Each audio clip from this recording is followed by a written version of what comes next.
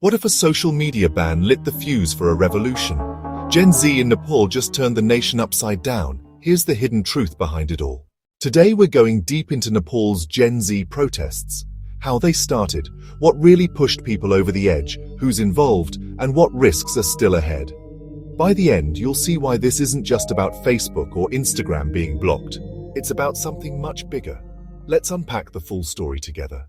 Timeline of the protests. On the 4th of September 2025, the Nepalese government orders about 26 social media platforms, Facebook, Instagram, WhatsApp, YouTube, X, to register under new rules. Those that didn't comply were blocked. That order sparks outrage, especially among young people, Gen Z, who rely on social media for expression, activism, even work. By the 8th of September, protests erupt across Kathmandu and other cities. What begins peacefully escalates fast. Protesters march toward parliament. Police fire tear gas, water cannons, even rubber bullets. Reports of deaths and hundreds of injuries follow. That same day, the government lifts the social media ban, but it's too late. Trust is broken. The Home Minister resigns. Curfews are slapped across the nation. On the 9th of September, Prime Minister KP Sharma Oli resigns. Angry crowds attack government buildings, including parts of parliament and residences of top officials. In the days that follow, an interim government is formed, led by former Chief Justice Sushila Karki. Elections are announced for March 5, 2026. But the protests leave dozens dead, thousands injured, and a country shaken. Trigger for the protests. The immediate trigger was the government's decision to block social media. For Gen Z, that wasn't just apps going offline. It felt like their voice was being muted. Remember, this came at a time when hashtags like #NepoKids were trending, exposing the flashy lifestyles of politicians' children compared to the struggles of ordinary families.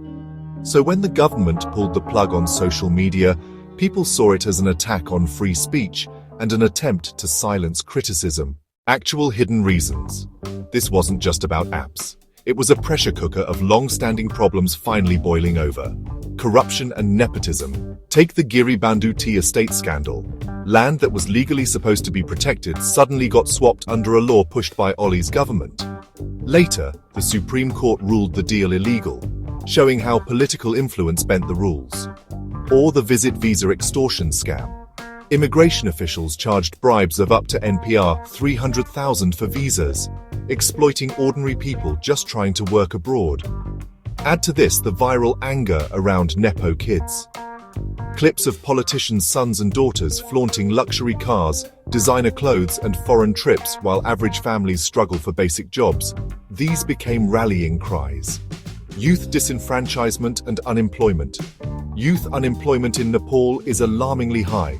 Around 20.8% of 15-24-year-olds had no job in 2024. That's 1 in 5 young people. Each year, more than 500,000 youths enter the job market. With so few jobs, many are forced abroad, making Nepal heavily reliant on remittances. So when the government blocks social media, youth don't just lose entertainment, they lose job opportunities, small businesses, and freelance gigs tied to digital platforms. Broken promises and weak governance. Corruption scandals are everywhere. One headline in the Kathmandu Post called it a maze of scandals. Former PM Madhav Kumar Nepal was charged in a graft case tied to land deals with Patanjali, accused of causing major losses to the state.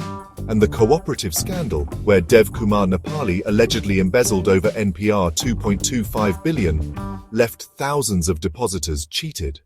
For many young people watching, it looked like elites always get away with it while ordinary people pay the price. Suppression of free speech and overreach. The social media ban itself was seen as censorship. Overnight, apps where youth organized, debated, and exposed corruption went dark. Police crackdowns on protesters left nearly 20 dead in the first wave, with numbers climbing later. Heavy-handed responses only confirmed the fear. Our freedoms are shrinking, and our lives don't matter. Digital life as identity and community.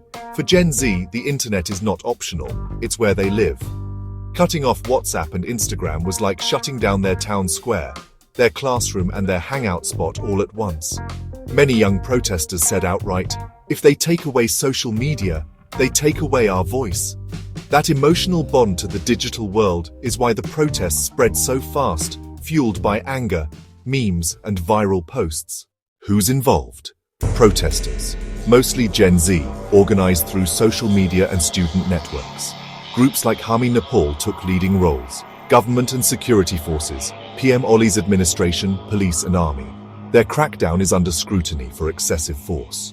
Civil society, journalists, NGOs and rights groups who condemned the crackdown and demanded accountability.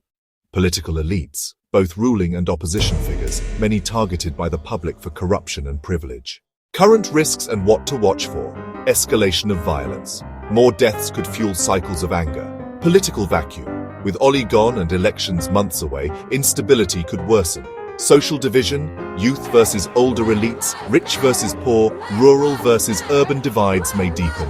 Rights rollback. If bans and crackdowns return, protests could flare up again. Economic fallout, jobs, tourism, and digital livelihoods are already hit hard. Nepal's Gen Z protests are about much more than social media. They're a cry against corruption, broken promises, and lost opportunities. Blocking apps just lit the spark. What really burned was years of frustration at leaders who looked out for themselves while ignoring everyone else. The government has promised elections and reforms, but whether those promises are kept will decide if Nepal finds peace, or if another wave of unrest is coming. If this video gave you clarity on Nepal's hidden truth, hit subscribe so you never miss what's next.